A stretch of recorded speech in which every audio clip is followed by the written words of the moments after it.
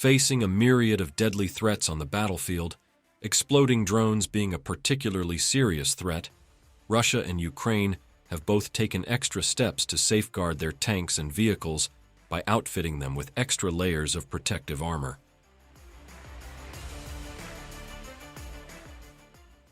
This improvised armor, sometimes little more than a chain-link cage welded around the outside of a vehicle, is essentially an effort to provide a last-ditch defense against inbound munitions like artillery, anti-tank missiles, or small drones packed with explosives, especially the latter.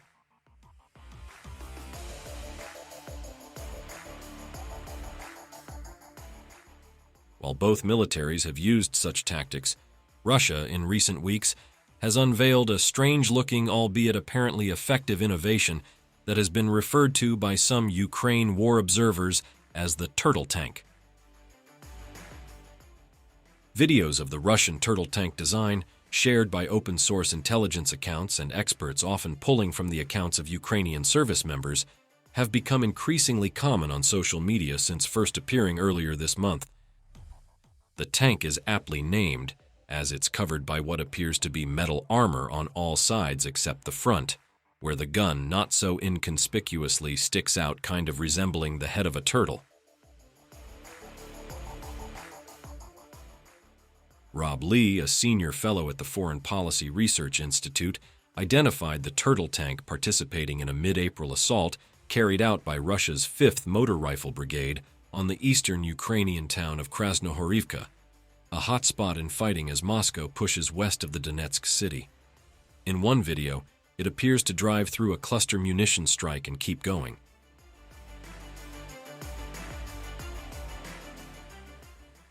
Lee suggested the unusual tank, at least some of which are suspected to have a mine-clearing role, might not be as crazy as it seems. I know people are laughing at this, but I don't think it is a crazy adaptation.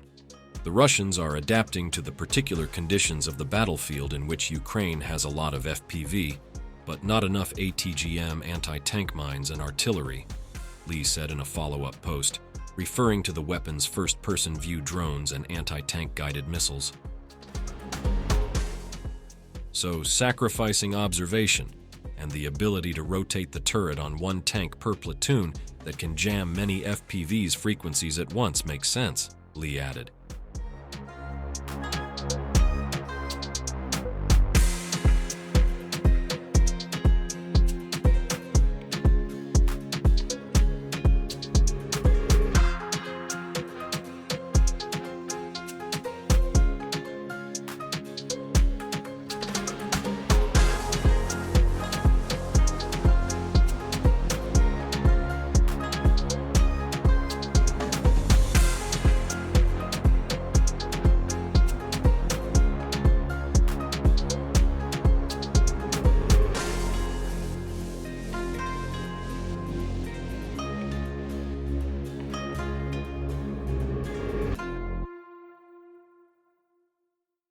Some OSINT pages highlighted the turtle tank's role in the assault on Krasnohorivka. Some of the vehicles appear to have fared better than others. The turtle tank has also been spotted farther north along the front line in Russian assaults against Chasiv Yar, a Ukrainian town just west of Bakhmut that has become a critical battleground due to its elevated position overlooking the surrounding areas.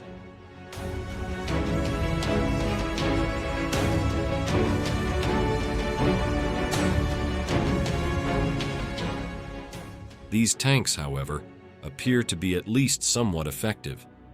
One Ukrainian Telegram channel, which published footage of a turtle tank in action over the weekend, noted that Ukraine had to expend a lot of FPV drones just to take out one vehicle.